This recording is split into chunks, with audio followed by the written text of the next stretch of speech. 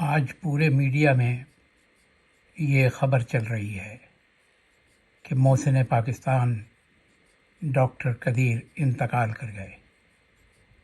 اِنَّ لِلَّهِ وَإِنَّا إِلَيْهِ رَاجِعُونَ۔ ہمیں یہ اعتراف کرنے دیجیے کہ ہم مردہ پرست قوم ہیں۔ ڈاکٹر صاحب آپ سے شرمندہ ہیں، ہمیں معاف کر دیجیے۔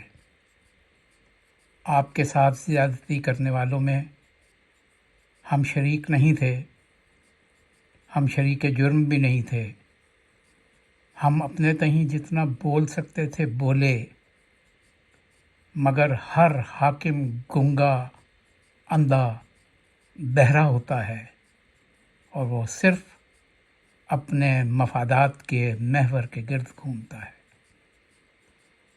ہم نے اپنے ہر محسن کے ساتھ یہی سلوک کیا۔ 61 ہجری کی کربلا میں محسن انسانیت کے نواسے کے ساتھ بھی مسلمانوں نے ہی ظلم کیا، اور یہاں بھی خود ہم وطن مسلمانوں نے آپ کے ساتھ ظلم کیا۔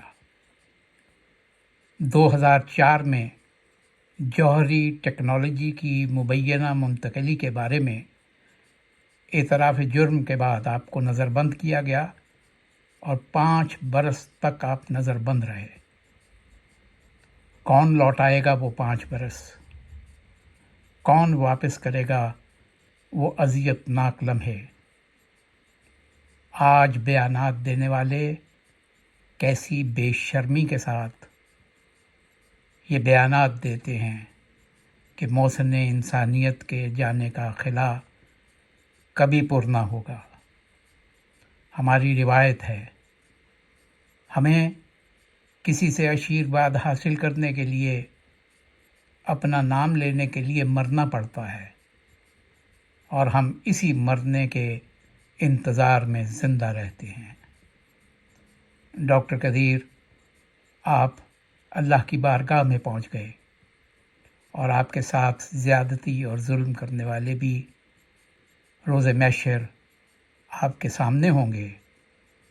فیصلہ پروردگار کرے گا۔ اللہ تعالیٰ آپ کو اپنی جوار رحمت میں جگہ دے اور پاکستان کے ہر محسن کی حفاظت فرمائے۔ آمین ثم آمین۔